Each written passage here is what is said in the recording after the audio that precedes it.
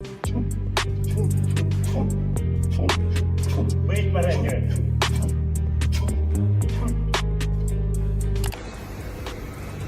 О, Мій, а де наша машина? А он стоит на зарядке. Look, mom, I can fly. Preparation to the fight, it's 12, 16 weeks. Currently we are in the, of course, special preparation. We are 5 weeks before the fight, and our priority it's the quality of the sparring. Yeah. So the most important are sparring. In the Usyk case, this is, I think so now, 60% of training loads.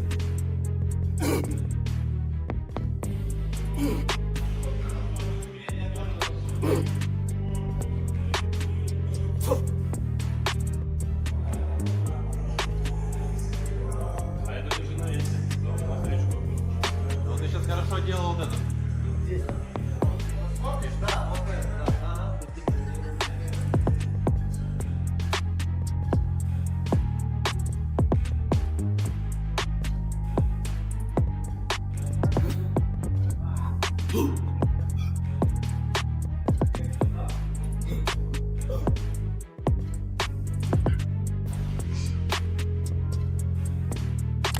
Usyk's boxed, Dubois twice, Fury twice, AJ twice. Don't think he's scared to box anybody, do you know what I mean? But it might be a case if he thinks, is it worth it? Is it worth the risk? Training footage of Oleksandr Usyk has surfaced online, instantly igniting massive buzz across the combat sports world. The undefeated maestro looks razor-sharp, showcasing trademark speed, fluid movement and pinpoint accuracy as he gears up for a blockbuster clash with kickboxing king Rico Verhoeven. As the clips spread rapidly, fans and experts alike are split. Can Verhoeven's sheer size and power neutralize Usyk's elite footwork and ring intelligence? With anticipation building at lightning speed, one question dominates the conversation. Are we about to witness a technical masterclass or a shocking upset? Honestly, a bit nervous. Looked up at Rico Verhoeven, who's fighting Usyk, yeah? Right. Lovely fella, did a bit of sparring with him. He's actually a really good fighter, probably one of the best kickboxers there's ever been. But this is boxing, isn't it? So, and Usyk from the best heavyweight of the last 20 years. So, I don't really like the fight, me. It shouldn't be sanctioned as a heavyweight. It should be an exhibition. Like, Usyk should give his belts up, let Wardley, Cabiel, all these upcoming heavyweights that want a chance to be the heavyweight champion. Let them do that, and you can do your exhibitions and like go and do them elsewhere. Make your money. I don't begrudge him because he's had an amazing career, but don't do it at the cost of other people's careers as well. Speaking in a recent interview, Usyk made it clear that despite the spectacle surrounding the bout, rumored to take place near the iconic pyramids of Giza, his mindset remains deadly serious. While many view the fight as an exciting crossover event, Usyk insists it is far from an exhibition. He acknowledged that Verhoeven may not come from a traditional boxing background, but emphasized that the threat is real. At the same time, Usyk revealed he is still monitoring potential heavyweight clashes, including a possible showdown between Daniel Dubois and Deontay Wilder. Alex, great to see you. I see your training as always. You're, one of the most disciplined fighters, if not the most disciplined, so that's why you're so great. But look, obviously there's a lot of talk about this next fight in Egypt at the pyramids. I think it's going to be a crazy spectacle against Rico Verhoeven. What are you expecting? Listen, Mike, I'm not expecting because I training. Usyk, we know that you've been fighting, the best of the best, for some years now. But this fight is more like a fun fight, as the people would say. How do you stay motivated, or how do you motivate yourself to going into this fight? For me, it's a real fight.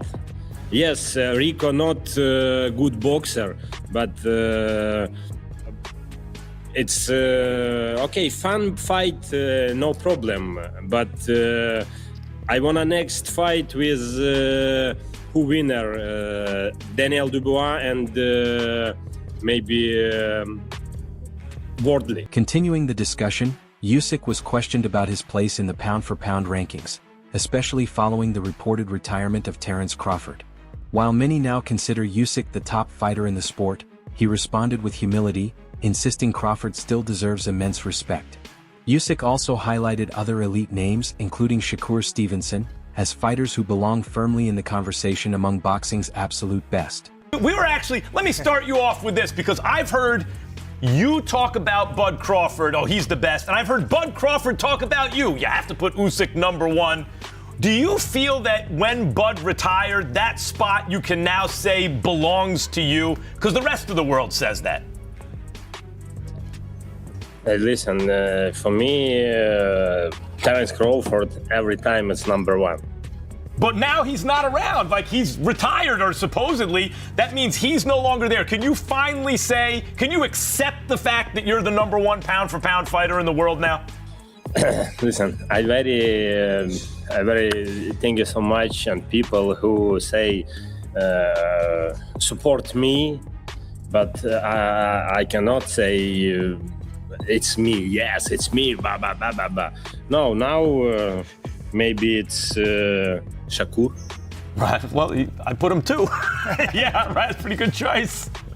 Yeah. Hey, Alex. Shakur puts you one, by the way, and himself two, just so you know. From Verhoeven's side, he revealed how the fight concept unexpectedly came to life. Initial discussions had centered around a potential bout with Anthony Joshua, but those plans were paused as Joshua focused on recovery. During a training camp in Spain, Verhoeven's boxing coach, Peter Fury, proposed a bold alternative, facing Usyk. The idea immediately sparked interest, and what began as a suggestion quickly evolved into serious talks between both camps.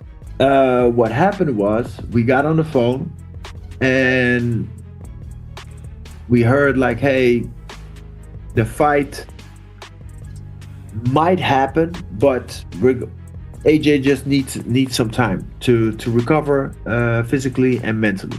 Okay, so probably somewhere in March we'll hear more about it.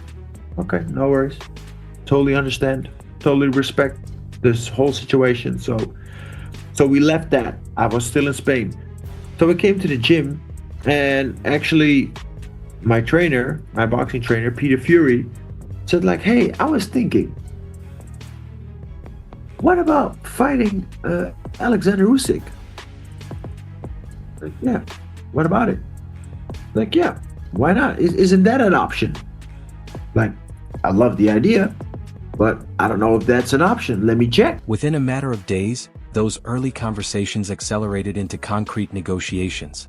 The idea of two dominant champions colliding, Verhoeven reigning over kickboxing for more than a decade and Usyk conquering boxing from cruiserweight to heavyweight, was simply too compelling to pass up. Usyk was immediately intrigued by the challenge, and momentum built rapidly as both sides pushed the fight closer to becoming a reality. So there was, I think, like a few days after the call we had, and I called them up. I said like, I have an idea, or me and the team we have an idea. I just wanted to check with you. Like, I've been undisputed champion for the last 12 years within my discipline. And Oleksandr Usyk has been the undisputed champion in cruiserweight and then came up and is the champion now, undefeated for a long time. So what about undisputed versus undisputed? And they said one thing. I love it. Wow. Okay. Let's do it. So they started talking to Oleksandr about the whole idea. He loved the idea, so they made it work. And now we're here. When asked whether facing Usyk was more appealing than fighting Joshua, Verhoeven didn't hesitate. He explained that while a Joshua bout carried major appeal, Usyk represents a completely different and far more complex challenge. Referring to him as the Rico Verhoeven of boxing, he praised Usyk's dominance, consistency, and undefeated record. For Verhoeven, stepping into the ring with a fighter of that caliber isn't just another fight. It's the ultimate proving ground and a defining moment for his legacy. Would it be fair to say that the idea of fighting Usyk, given who he is and his current resume, interested you more than AJ? 100%. Yeah. Well, like you said, the fight versus Anthony Joshua was also super exciting, but he's like a totally different fighter. Sure. And Oleksandr Usyk is the Rico Verhoeven in boxing. Yeah. So like he's been dominating for so long and in such phenomenal fashion. So I was like, wow, if we could do this, that would be like the... Addressing the controversy surrounding the title, Verhoeven clarified that there was initial uncertainty about whether the World Boxing Council belt would be on the line. Early discussions included the possibility of creating a special commemorative title, but the decision was later made to sanction the bout as a legitimate championship defense. After evaluating Verhoeven's credentials as a world-class combat athlete, the WBC approved the fight as a voluntary defense, raising the stakes and transforming an already massive event into a historic title clash. So, from the start, were you told that this would be for the WBC title? Because when the fight got announced, initially WBC said they would create a special belt, and then 2 days later they said, no, in fact, the belt will be on the line. What were you told? No, they said, yeah, we want to do something, but we'll let you know, like, what it's going to be. If it's going to be for a title, if it's going to be for one title, if it's going to be for whatever. Like, so, like, yeah, let's see. I'm okay with just, like, facing Usyk. And then they came like, hey, the WBC belt on the line, because he has, like, a voluntary defense. Yeah. WBC has their, I don't exactly know what they have, but they have like these certain rules or sanctions, how they look at opponents, if they're credible enough.